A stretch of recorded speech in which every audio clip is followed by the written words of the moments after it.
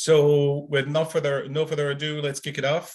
Hopefully by the end of our 3 days, you will have gotten to know Cara Rivera's team. Cara is the co-founder of KWF and now part of the KGL leadership team. So if we don't have any other questions before we start, Cara, take it away, please, if you could. Great, thank you, and good morning, everybody, and good afternoon, where you are. Okay, as Jose mentioned, we're going to have a series of trends talks, and we thought we would start out today with about a 20-minute presentation on business model trends. And hopefully we are going to hit the mark as far as where you are in your thinking. But please do use the chat, as was mentioned before, for any questions you have, clarifications, but also ideas, disagreements, anything at all to round out the discussion.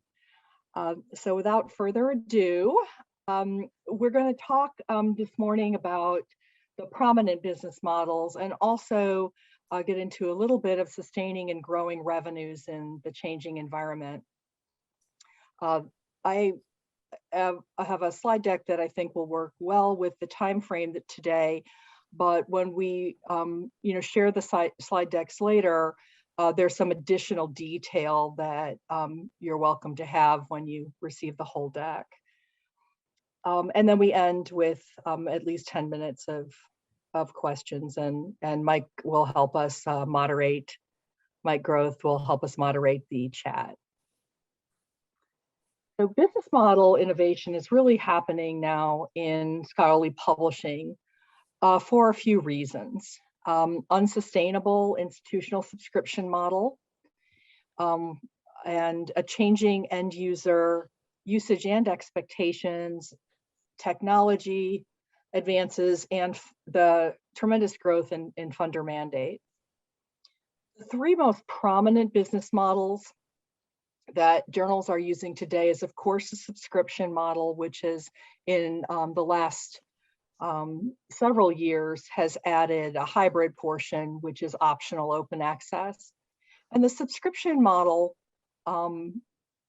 has as an advantage a diversification of revenue streams. Often there's member dues allocation, institutional agreements, which is today usually the largest share of the revenue. But many journals also have publication charges, maybe page charges, maybe color if there's print, optional open access revenue, rights and permissions, and depending on the topic or discipline, industry support. Open access models so far have had primarily a single or maybe related dual revenue streams. Many open access journals that do have a revenue model include get revenue from their article processing charges, which are paid by authors, institutions, or the affiliated society in the case of Diamond Open Access. The read and publish deal is the newest of the business models, and the read and publish deals cover either or both subscription and open access. As I'll talk about a little later, read and publish deals were created in response to the continued push toward open access from advocates and interest in many disciplines and the mandates. And so the idea of a read and publish deal, if you're not familiar, is that libraries purchase using the subscription revenue that they, or the subscription purchase that they traditionally had, they use that same sum of money to purchase the right for patrons to read the subscription content behind the paywalls. And in the case of hybrid journals, to cover the APCs of their authors to publish open access. So that's sort of the read and publish. When read and publish deals, or sometimes they're called transitional or transformative deals, when they're used for fully open access journals, that's where they're used to cover the APCs for their authors in gold open access journals. The open access market is growing dramatically. And of all the scholarly articles published in 2020, which was a study that was released in 2022, 36% are paid for open access. And that represents about 9% of the total market value. Delta Think that is another consulting firm that does a lot of data analysis work and market size and has the sort of most, the data that's used the most to talk about open access, is that the estimate for open access that they're estimating is that 50% of the articles published by 2024 will be open access. And they're very aggressive in their projections that 50% of the revenue will be from open access by 2039. SIMBA, another very reputable research organization, is not as optimistic in the timing of that. But just to share the sort of latest thinking on that. There was a 25% increase in the OA market value over 2019 in 2020. And that compares to single-digit growth in the overall market. Cara, yes. can I ask you one question about the first bubble on that slide? Certainly. So if 36% are paid for OA, but that's only 9%, could that be interpreted that the articles that are being paid for are less valuable, or how do you interpret that? Because that's quite a spread. You know, it's a great question, Bernie. I do interpret it as an overall acknowledgement that the revenues that publishers, journals can generate from open access are less than the revenues that have been generated in the subscription market. Interesting. Okay. That's how I take that. But there's another way of looking at it, which is a lot of the open access journals so far are journals that don't have impact factors that are as high. Now, there's exceptions to every statement I'm about to make here, of course. Yes. But they're newer journals. They're smaller journals. So, you know, there is not 36%. It still means that a tremendous amount of content is still under subscription, and that's been the traditionally more high impact journals. There are not that many examples of extremely high impact, successful traditional journals flipping to OA yet. Mm-hmm. So I think it has it has a number of different reasons, but that's a great question. Okay, thank you. Sure, surely. The institutional uptake of open access agreements is nicely illustrated in this slide from the CCC, Copyright Clearance Center. And they have a nice global view of the types of arrangements where I can sort of spout them off by sort of publisher, and you can go on the publisher websites and see how many agreements there are. Overall, they're seeing a rapid uptake of agreements from about 20 publishers, from about 1,500 plus institutions. For instance, I know of one publisher that spouts, deals with more than 2,000. So this is very much of a dynamic numbering, but just to give you a sense of the scale. And funders in about 60 countries. And the way the colors work on this, if you're not seeing it yet, is that as you go from yellow to blue, it shows you the timing of when the first read and publish or open access bulk purchase agreements were in place. And it really shows how it's spreading to other continents, other regions of the world as time progresses.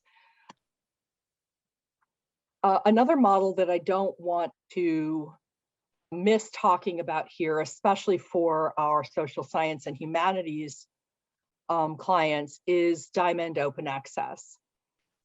There is a lot of renewed interest as the open access movement moves forward in Diamond Open Access.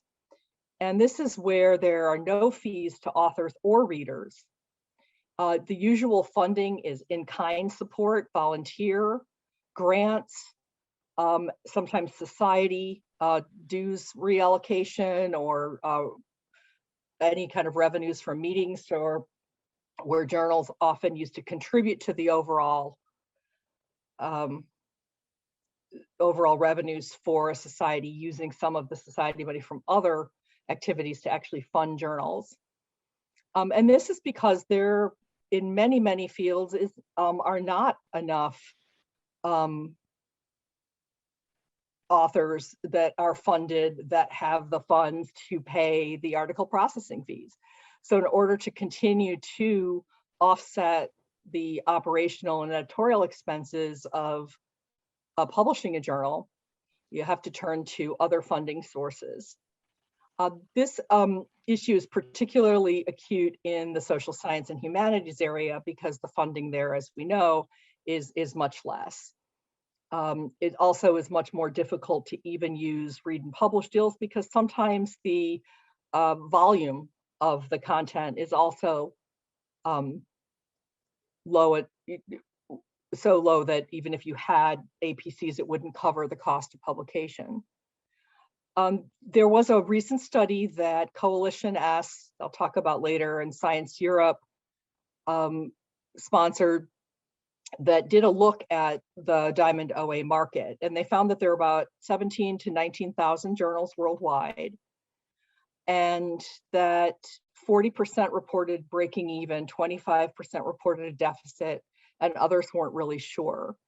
So some of these journals are very small, but there's an increasing amount of discussion, like I said, because trying to figure out if there is not enough institutional revenue anymore, how you're going to fund is a big question and concern for, I would say, most journals. There are not a lot of journals that can easily flip to open access and continue to receive the same amount of revenue that they've enjoyed over years. Some can, and some can do better. It really depends on what the field is and the number of articles that are being published. But it is interesting to see that Coalition S and Science Europe and some others that are involved in this study are looking to try to find more sustainable models for the Diamond Open Access model. And there also is, there are a number of larger publishers, larger societies that are looking at, I might say, a portion of their business model being Diamond OA, so that some of it may be covered by APCs, some by read and publish deals, some by Diamond OA. This is often being talked about with some of the sort of wealthier journals as a way to support DEI initiatives and make sure that everyone that wants to and has content that's accepted in a journal can actually publish. Looking back at the impetus and for why OA is growing, it's really been the decades-long pressure on the subscription model, the accessibility of digital articles technology, and the growth in funder mandate. Looking just at institutional subscriptions, I think probably all of you have noticed that it's much more difficult in recent years to even sustain the subscriptions you have, much less grow, even with rate increases. Even the very, very top journals are experiencing either stagnation or declines. Scholarly publishers and academic libraries, they depend on each other. As I mentioned before, institutional revenue is usually the largest revenue stream. And over the past 20 years, university budgets in the US have almost doubled in real terms, but the proportion spent on libraries has almost halved. It's only 11% of their total budget. So that's one reason that budgets haven't been able to keep up. Then there's been the growth in the overall amount of content, which Kevin will talk about later today when he talks about globalization and the increase in the amount published and output across the world.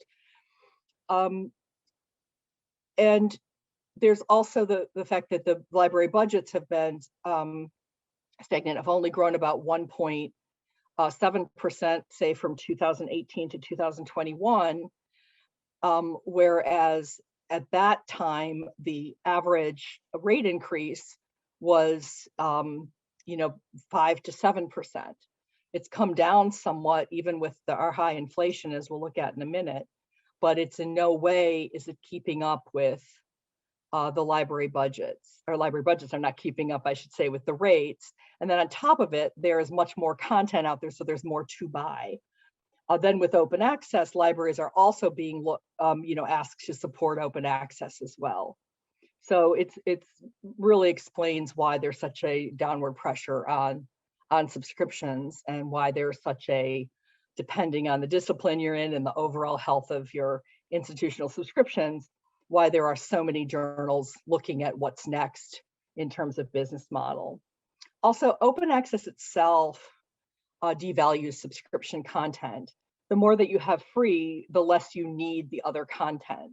There's a tool that many libraries subscribe to called Unsub, and it actually looks at the amount of open access content in various disciplines and helps libraries decide if they have enough. If we have enough in a certain area that's free, then why continue to subscribe to the journal? That can really hurt journals that even have used delayed open access, where they have an embargo for a year. So there are just lots of different forces at play here. This is what I was mentioning a second ago, where the rate increases have come down. They were certainly flat during COVID, or very minor increases. And the projections for 2023 that EBSCO, the largest subscription agent, just came out with are for print, a higher increase as there's more separation between online and print for publishers, and trying to have print really reflect the increase in costs. And then individual e-journal packages at about 3 to 5%, and e-journal packages at 2 to 3%. E-journal packages are from the large, typically from the larger publishers. They have the lower rates as they've been negotiated pretty hard, and the large publishers typically have caps on those over long periods of times from multi-year deals. E-journal packages represents, by some estimates, up to 80% of the market, but only about 50% of the content. So that means that the e-journal packages really will have, even at 2 to 3%, will have an impact. The other issue at play is, I'm sure you've read about just in our daily lives, that the US dollar is very strong. And so those libraries that need to buy US subscriptions, those libraries located outside the US, if they have to buy those in US dollars, that makes these journals even much more expensive. Looking just at illustration of the growing number and impact of funder mandates, these two graphics let you see the kind of growth curve, which is very steep. And also, I think on the right, what's incredibly obvious, and probably many of you know this, is that the OA mandates are especially strong in Europe.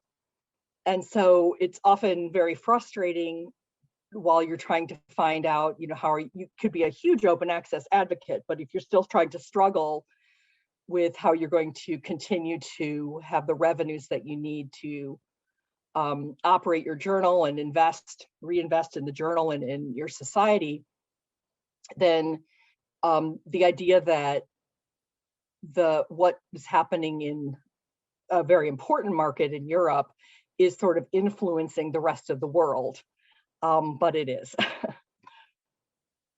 One of the most important or significant mandates that there has been Plan S. This was announced in 2018, and it continues to really shape the marketplace. More than any of the mandates before it, this really changed the minds of all of the major publishers and the societies that work with them, or that are major publishers themselves. And Plan S really moves stakeholders to believe that much of scholarly publishing, certainly in science and technology and medicine, were moved inevitably toward open access, and that social sciences and humanities were probably to follow and were more concerning because of the fewer funding models. There were three major developments in our view of what came out of Plan S. One is the development of the read and publish deals we've been talking about. The other is fewer publishers, excuse me, that are even willing to bid on subscription journals. If they will, of course, renew and try to renew deals with their societies, but they will not bid on, they'll only bid on open access journals. And that was just a huge shift. And increasing launch of sister and daughter open access journals and subscription journals flipping to OA. So a lot changed. And a big part of that is because Plan S didn't just say you have to publish your content authors open access. It said in a fully open access journal. And so it really was trying to push the field toward open access. Most recently, and we're going to have a longer conversation about this with Howard Ratner from the executive director from Chorus on Thursday morning, but is the memo from the Biden administration from their Office of Science and Technology Policy that just came out in August. And you've probably been reading about this. Scholarly Kitchen has had really a tremendous coverage. There are many other resources as well. But just to go over what the main points are is that OSTP is recommending that all agencies in the US, small and large, so including national education, NEH, requiring immediate open access to federally funded research after publication in an agency specified repository. A lot of experts in the industry are talking about this really being a greater push toward green open access. So not necessarily does the OSTP recommend that you have to publish open access in a journal like Plan S does, but it is saying it does affect, the US represents 40% of the research funds out there. So it certainly, has a big impact as to how much open access content is out there. It also covers data, and that's a huge issue as well, to make all the data open access, and even says that there's an option to cover editorials and conference proceedings. So there are a lot of discussions going on with this, and we will talk more about it on Thursday. In considering when to flip to OA, we get this question from a lot of societies. We put together a number of considerations depending on the type of open access that might be right for your journal, or most palatable for your journal, again, depending on how you feel about it. Depends on which of these considerations will be particularly pertinent. But certainly doing financial modeling, understanding the number of articles and the funding sources is very important. But we've seen journals flip that are when they're financially viable, when there's tremendous advocacy for OA, even if it involves less money, or a belief in the inevitability of OA and trying to get there ahead of the competition. If there's sufficient supply of funded, appropriately impactful content. And it certainly involves optimizing your author-friendly policies. And I'll let you, look over the other ones later. What does this all, mean besides having to learn a lot and spend a lot of time thinking about how your journals are funded in the future without or with less subscription support or institutional support? What we have seen as probably what we would say is one of the biggest transformations, impacts, results from this focus on new business models is the push from publishers, from societies, the recognition that publishing more is what's going to mean greater revenues. As you know, most editorial offices have been, working towards selectivity and increasing impact factor, sometimes through reducing their denominator, or publishing less because of budget constraints, any number of reasons. Publishing less has been actually more of a trend. And now the push is what can be done for each journal to actually optimize their market position. Certainly in open access publishing, the more you publish, the more revenue you get. Even in read and publish deals, the more you publish, the more allocation of that published part of the revenue from those deals comes to your journal. Even subscription renewals, because libraries look at cost per use. So even the way that you're, even if you're still relying on subscriptions into the, next several years, it still matters whether your cost per use is competitive. And a lot of times that can, really be improved by publishing more. So subscription revenue levels cannot be equaled under open access without publishing more for many, many journals. So there's significant encouragement and pressure to publish. Impact factor, though, remains extremely important. So while many, many journals get what might be considered sound science and could publish more, they couldn't do that while maintaining their impact factor.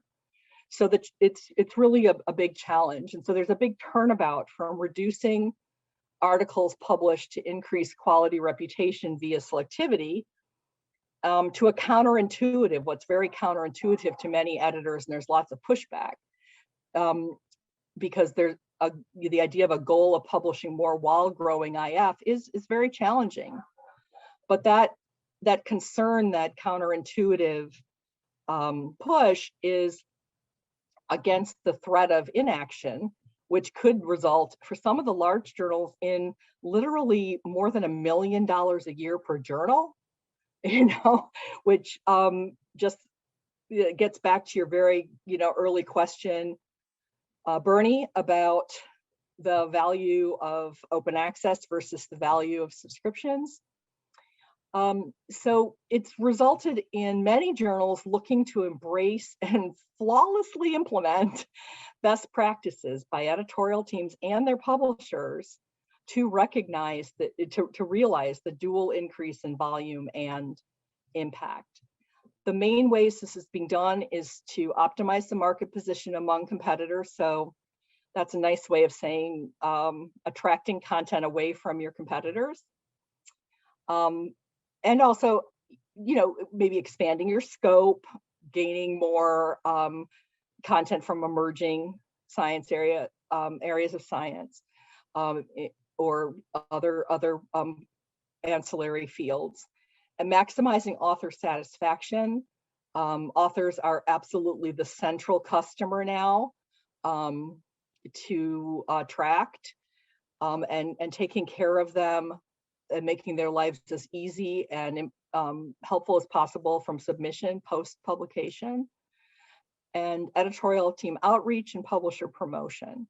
We have a lot more detailed recommendations at the end of the deck that you can have, as I mentioned at the beginning, later on, but I wanted to be able to have time for questions.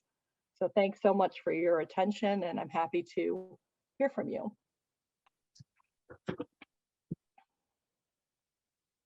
Can stop sharing so we can see each other.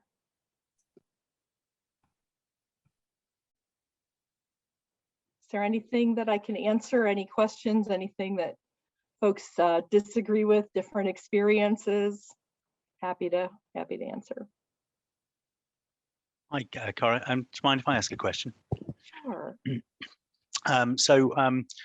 Obviously a lot of the what you just presented there is driven by STM journals, and I wonder whether you think that HSS journals are on exactly the same track, just a few years behind, or actually on a fundamentally different track?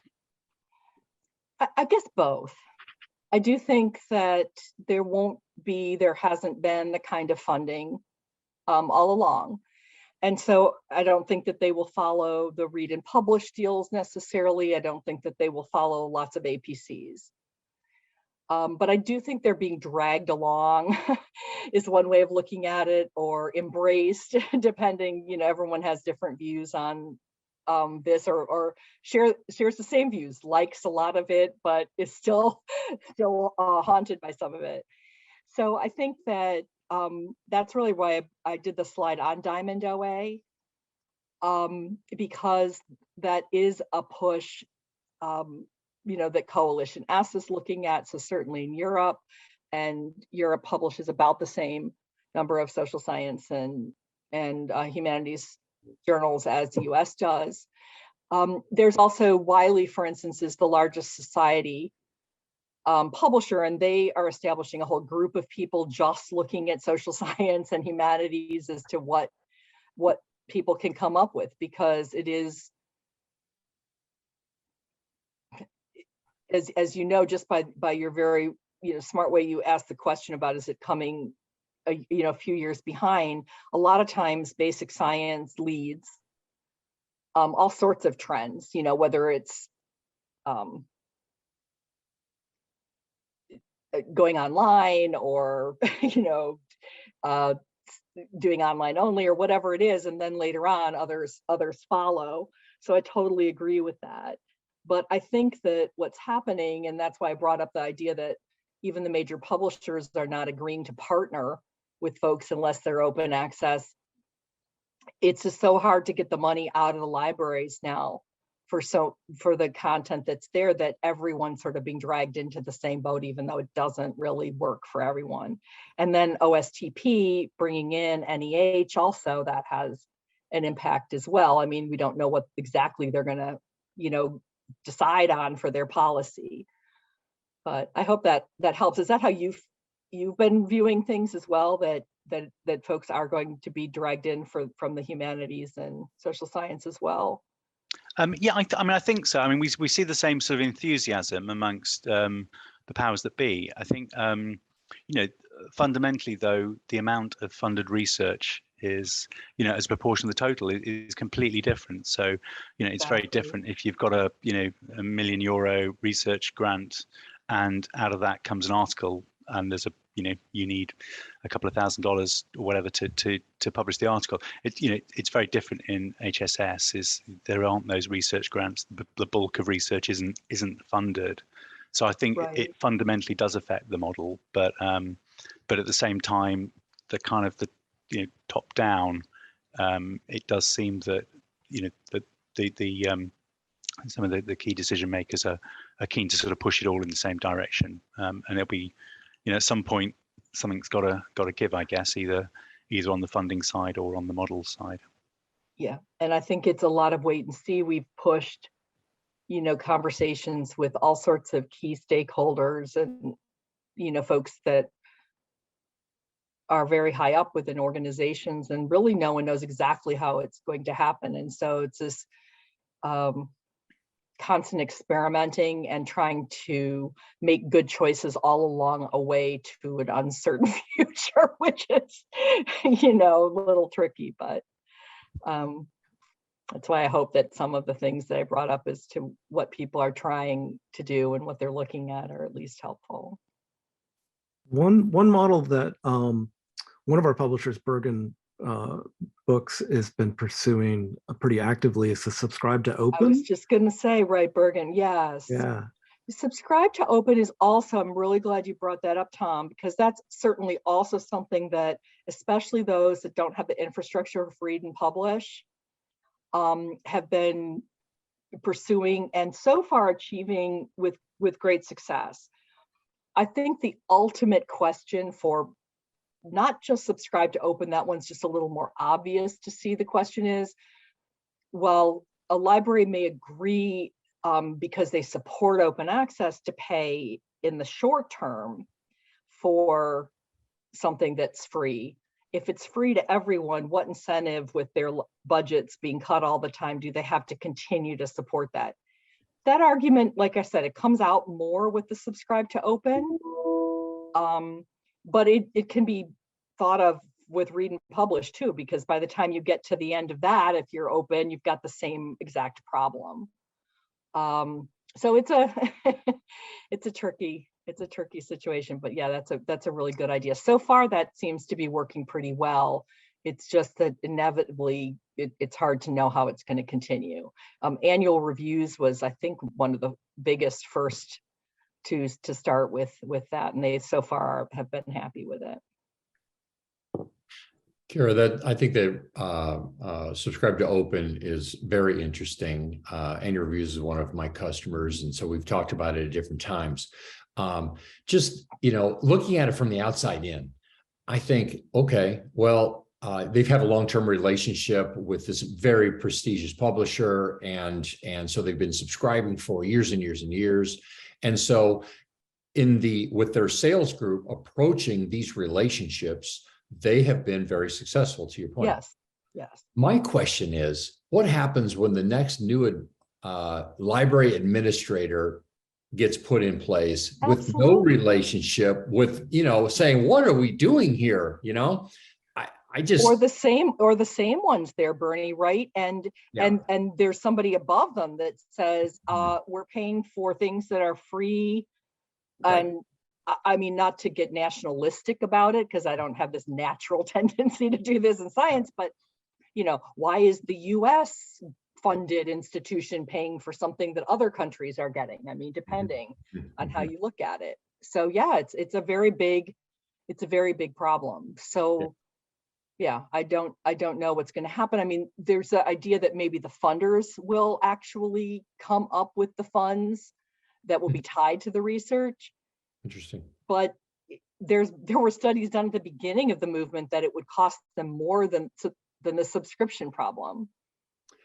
Yeah, and it's interesting for annual reviews because these are usually not funded research. These are large summaries by the movie star or the rock stars in that field, and so it's a really different. Exactly, and even the smaller science and medicine journals are struggling because by the time it gets to them, they're not funded clinical studies. They're maybe observational studies or unfunded clinical work, and it's a very different thing. So yeah, the funding doesn't really, even if there was a lot more, it would still then fall to wealthier countries, research intensive institutions, and so I think that one of the takeaways from this is the downward pressure on pricing across everything.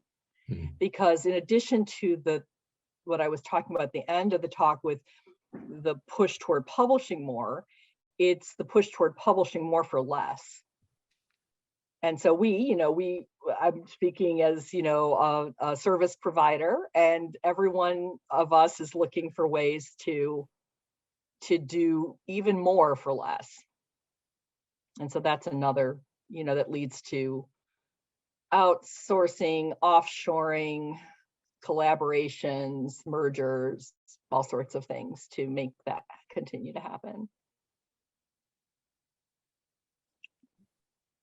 Hi, Cara. It's Kim Morello from Bioscientifica. We're a fairly small UK society publisher of biomedical journals, and we've got, actually now we have more OA journals than subscription journals, which is a big turnaround from when we first started.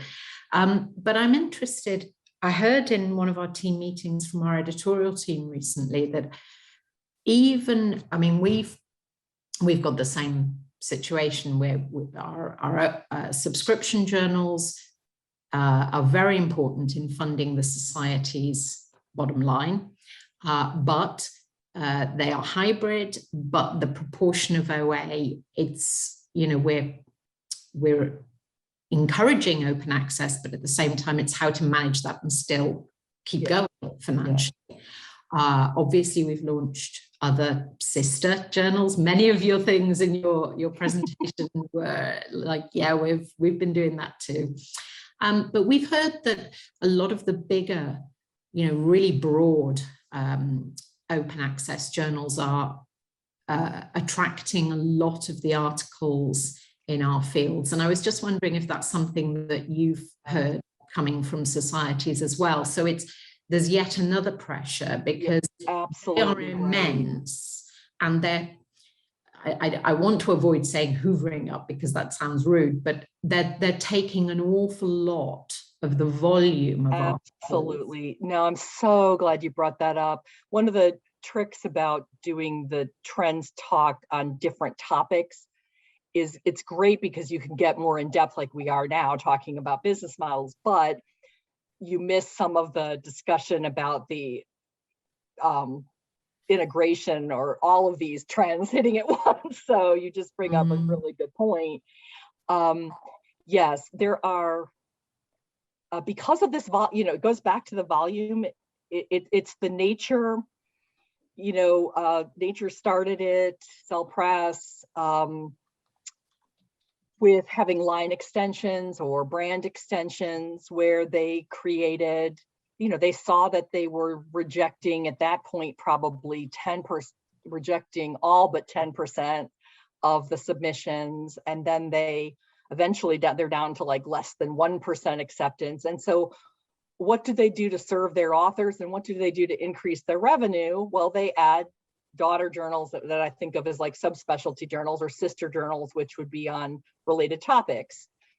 And yeah, because they have the higher impact content to begin with, and they use manuscript transfer, they end up retaining more of that content instead of letting it sort of filter down as it has for decades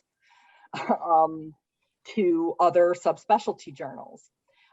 And then the societies are also in that game, that are doing the same thing. And so the more subspecialty you are, the more subspecialized or the smaller you are, the harder it is. We don't like it. It's not like we jump up, we've been in publishing, all the consultants have been in publishing for more than 20 years. And I've been in, some of us for more than 30. And we like competition, and we like when things are spread around, and there's things that are comfortable, and you're closer to your marketplace. You can argue for sure what your customers better. You can serve them better when you are not trying to be something to everyone. But it is exactly like you're saying. It's very, very tricky. We're in the middle of figuring out what this one small subspecialty should do. The editor is phenomenal, is able to do exactly what we said was difficult: raise content and impact factor, and really change things through all sorts of outreach and great policies, and just doing everything right. But the more general specialty instead of subspecialty societies above both of them started new journals that will make it extremely difficult for them to keep up the kind of content that they just got. So I think that, when we do a trends talk on what are all the big trends, one of the trends we say is big is big.